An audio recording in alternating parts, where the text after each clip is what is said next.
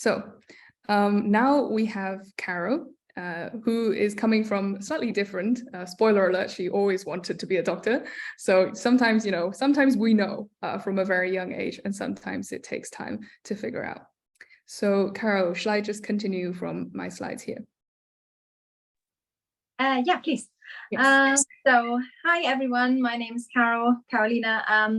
Yeah, I'm a bit of an outlier. I'm from Germany. I'm currently in Germany. And so, yeah, I was born and bred in Germany, went then to school in the UK, where I finished the IB at Haileybury. That's how I met Jess. Returned then to Germany, where I finished med school. And I've been a doctor since 2019, and I'm currently in my third year as a surgical resident in my hometown in Essen. Yeah, so Jade, next slide. So Jade and Claire already touched on the studies of medicine in the UK, and I'm gonna focus a bit more on my way from studying the IB and how my life as a doctor is nowadays. So I know some of you have already taken the choice of doing A-levels or IB, but some are still at the stage of maybe finishing their GCSEs this year. So I just want to touch on the IB for a second to figure out for some of you if that might be a good choice for you.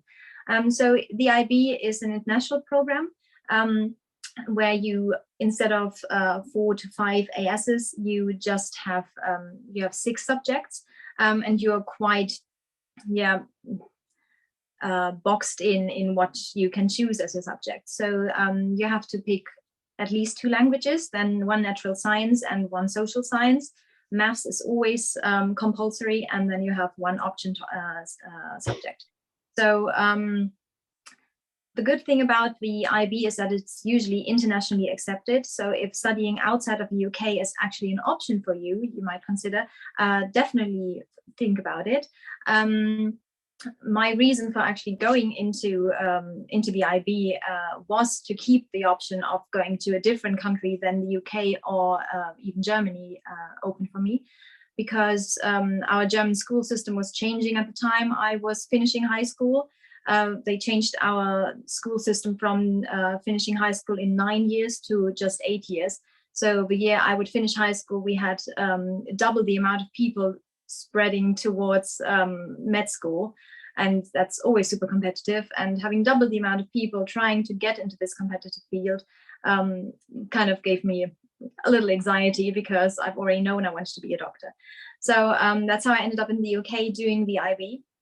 And because I wanted to study in Germany, because it's way more affordable, to be honest, I was quite fixed on the subject, because German universities require higher level German in the IB to be actually accepted into uni. So I had to do higher level German, although I'm a native speaker. Then did chemistry and biology as higher levels, and my standard levels were English, mathematics, and history. So yeah, the IB is actually a great option to gain some international networking, because that's an important skill for later on in your life. And knowing people from school, from different countries, from different cultural backgrounds is such an eye-opening experience that definitely helps you in your life later on. Also, having to have a compulsory second language in your high school degree is certainly helpful, which is something I always recognize when I'm at work. English is actually not that useful for me in Germany, because most of the people who don't speak German, who are here, also don't speak English. We have quite a large group of the population who speak Turkish, so I'm actually currently studying Turkish as well, to help me in my everyday life. Another good thing about the IB is the CAS program, because it's the Creativity, Action and Service program that's integrated in the curriculum. So you are required to do something creative, active, sporty, and society-based social work as part of the program. I personally was always musically inclined, so I sang in choir, had some singing lessons, played the piano and all that stuff. Thankfully for sports, I was never sporty, so our normal sports lessons worked for that. And we also had an entire day on Wednesdays, or an entire afternoon on Wednesdays, where we did community service. So that's also a way of already filling up those parts of your CV, maybe to help you in your interviews. Next slide.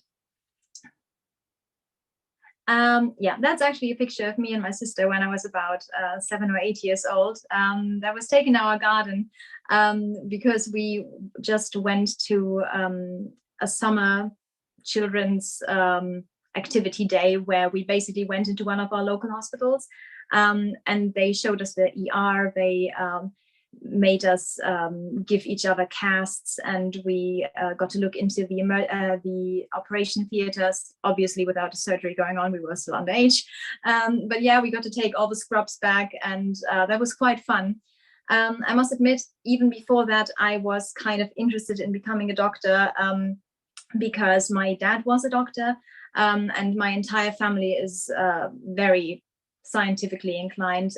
I have a few dentists and nurses and biologists, pharmacists in my family. So I kind of couldn't help it because my dad also insisted on making his children interested in science. So yeah, that's how I ended up being really interested in biology and chemistry in school, and had an interest to become a doctor. Then obviously I always wanted to do a job where I have social impact, and over the years it's become more and more important to me because with the pandemic and everything, you just notice how important these key jobs are, and it felt really good coming home from work, especially in the pandemic, and you've helped people. And that's pretty great. Further down the line, it's a safe job. Even in the pandemic, when other people were out of jobs, I was safe because doctors are always needed. And also because I'm German, we're pragmatic. It's a well-paid job.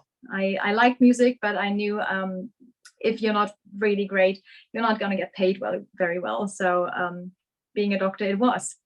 Yeah, next slide. That's something that Claire already touched on in the end. If you want to become a doctor, you're not set on, you don't have to be a doctor if you study medicine. There's so many different ways, and no doctor's path is the same. And even, like I said, if you finish med school, you can do pretty much anything else. No specialty is the same. It's important to figure out what you really want. You can choose between treating children, going into pediatrics, or more grown-up or even elderly people going into geriatric studies. You can choose a surgical way, which is what I did, or a more conservative way of treating people, going into internal medicine, cardiology, and all that thing. You can decide if you want to see your patients more long-term. That's something my dad did. My dad was a nephrologist, and he had practice where people came in 3 times a week to get dialysis. So you saw them all the time, or if you're a GP, you see them more long-term. While my patients come in, we do the consulting, we prep them for surgery, they get the surgery, they are discharged the next day or the day after. So it's more of a short-term treatment most of the time. You can choose to have more personal interactions. There are subjects and areas of treatment, for example, like psychiatry, where it's mostly socially interaction based, or medically, or surgically, where you have your sleeping patient, which is not completely true. I also do talk to my patients, although most of the time they are sleeping. You can also decide if you want to be more of a radiologist who's sitting in front of a screen, or a pathologist looking at tissue samples, going into labs and doing more research. There's even ways of doing administrative work, for maybe working for the NHS and all those things. So you don't actually have to practice as a doctor just because you go into med school. Then you can also decide if you want to practice at a hospital, or you want to have a more chill practice, where Claire already said 9-to-5 jobs. They are great, because I can tell you 24-hour shifts suck. So next slide. Yeah, I try to put in a little bit of a chart of what the real life of a doctor is like. That's the big light blue ball. I also put the expectations on the side. Yeah, expectations. I went into medical school quite open-eyed, and into being a doctor with quite open eyes, because I had the experience from my dad. Also, I did quite a lot of work experience before going into medicine. I worked in a hospital on a cardiology ward, where I shadowed the nurses most of the time. I worked in the pharmacy for a bit. I shadowed my dad at his practice. My neighbor is a GP, and I shadowed him at his practice. So I kind of knew what I was getting into, but still, it's a shock when suddenly you're the doctor on call, and everything is your responsibility. I picked surgery because I wanted to do a very hands-on job. Obviously, being a doctor in every field is hands-on. Like Claire already said, taking blood and doing ultrasounds and everything, that's already hands-on work. But I kind of like the idea of actually going into surgery, performing a surgery, and afterwards the patient is feeling better. And yeah, you get results really quickly, and that I really like. Unfortunately, surgery is just a very small part of what I do on a daily basis. And there's this gray circle, which is paperwork, and that's a massive amount of work.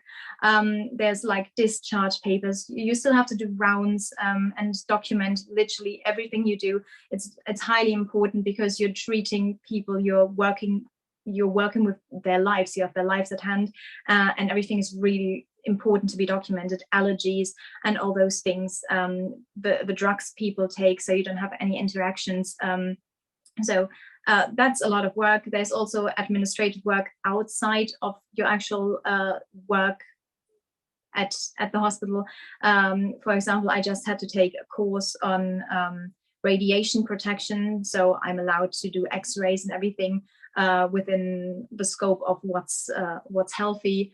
And that has to be redone every 5 years. There's the whole thing of even getting your license, getting qualifications and everything. So paperwork is unfortunately quite a bit that I don't like that much. Fortunately, emergencies are not that often, but they do happen. And emergencies lead to sleep deprivation, because unfortunately in a hospital setting, night shifts are still a thing. Like there's different kinds of shift systems.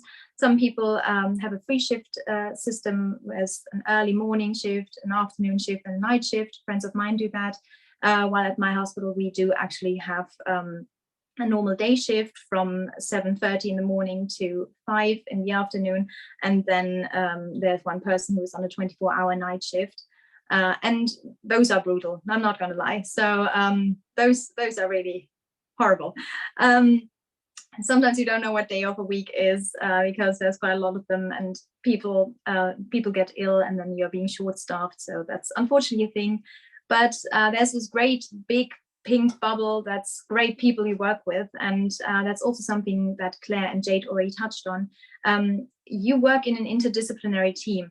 It's never just the doctor, and you can learn and work off everyone's experience in your team. There's obviously, I'm a resident, there's the attendings I can always ask about stuff. There's the nurses, and the nurses are literally the blood of the hospital. You need them. There's nothing more stupid than pissing off the good nurses, the senior nurses who know what they're doing. they are the greatest help. Then there's a physiotherapist, there's the ER nurses, the nurses in the operation theater, there's the social workers, there's so many people, and you oftentimes it's good to work with them. And I must say that most of my co-workers are just great, and my closest friends are actually people from work right now. So your social life does unfortunately suffer, but if you're working with good people, that can make up for it. Social life and balancing, yeah, that's quite a problem, I must say. You have to look after yourself. Medicine and being a doctor is a challenging job, and you need to have something to balance you out. I personally just started playing in an orchestra again, which I hadn't played in 10 years, and that's been a great help. I meet people outside of work. Unfortunately, loads of my friends are doctors themselves, and it's super hard to get an appointment where we can meet up together. Having my family as a background, as a support system, is really important for me. After a night shift, I always have to talk to someone about stuff I experienced, because my brain just won't shut down. And I'm calling my mom quite often because she's got experience with that stuff. But having something to balance you out, doing workouts just to clear your brain is actually really, really important. Another thing is it's not always sunshine and rainbow in the hospital. You obviously, unfortunately, have to deal with people dying on your call. I'm pretty lucky that happens really rarely, but that's also something you have to consider, that it's not only a stressful job because of the workload, but it's emotional stress as well. Like I said, for my specialty, it rarely happens, fortunately, but there's other specialties, for example, oncology. You know for certain that people are going to die of cancer at some point. So if that's not for you, you have to be careful with the specialty you pick in the end. There's some other negative factors I want to touch on up on, and that's my pet peeves, which is the black circle. There's people who abuse the system, which is really annoying. Like I talked about emergencies, and fortunately they're not that often, depending on where you're working. I work in a rather small hospital, so we don't get the big emergencies, fortunately. But then there's people who come in for no reason whatsoever. Just last night I was on night shift, and I had someone coming in at 11 p.m. and he had abdominal pain for 3 weeks. And the system in Germany is actually derived to prevent stuff like this happening. People are supposed to go to their GP first, have them check out their symptoms, and if a GP is not in because it's the evening, there's an emergency practice. So people like this don't end up in the ER where there's actual emergencies and stuff like this. And this kind of annoys me when that happens. Other things is people being rude. That happens all the time, unfortunately, especially to nurses. And I hate it when people are being disrespectful.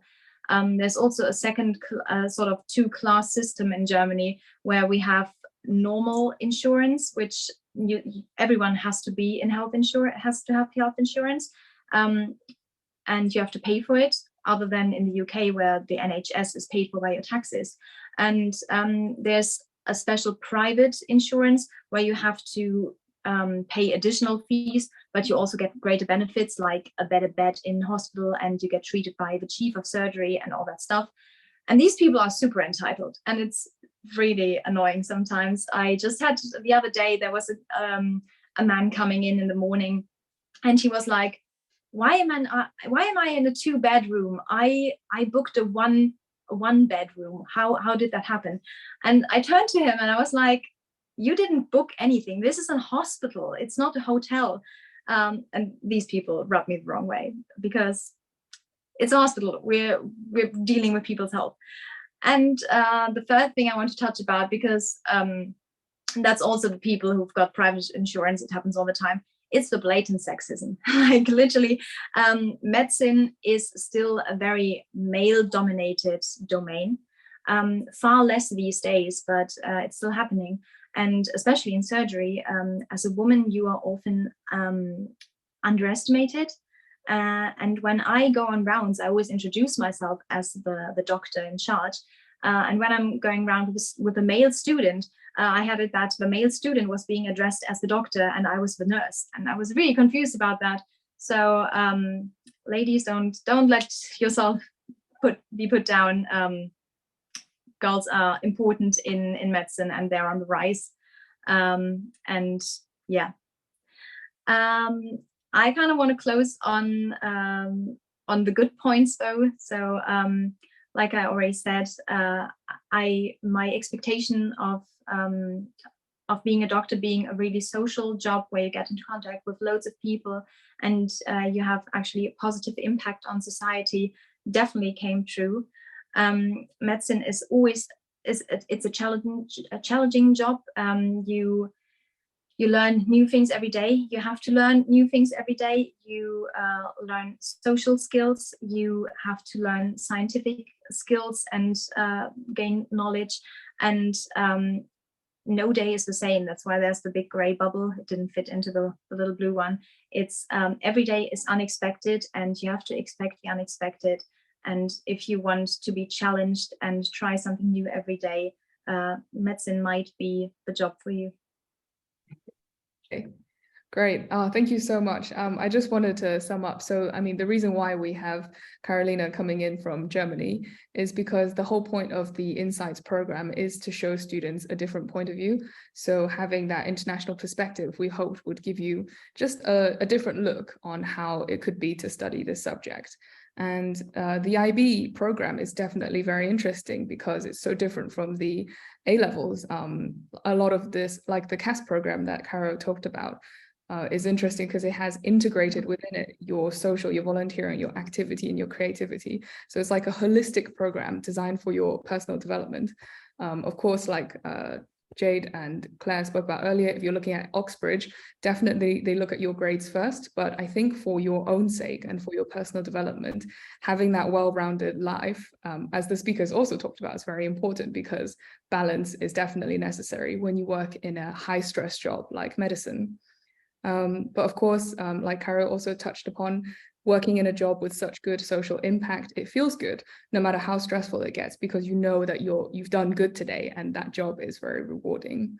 The other thing that Caro spoke upon that I think is quite important to remember is that although you're in your GCSE or A-level years and it feels like all the choices have to be made now, you don't have to feel locked into those choices. There is flexibility and there are options down the line. So definitely take your time at school and at university to experience more, to try new things and know that you have lots of options in the future. You don't just have to be, you don't have to be a doctor if it turns out you don't like that. So it's very worthwhile to explore your options. Yeah. And the last thing is gaining experience is obviously very important because like Kara said, she did loads of shadowing and she knew that she wanted to be a doctor from a very young age, or at least to enter into the medical field. But getting into it is different from the experiences. So it's good to be prepared, but keep an open mind and have realistic expectations, which we hope, after today's session that you feel like you have a bit more insight into what it's like at the different stages of your medicine career.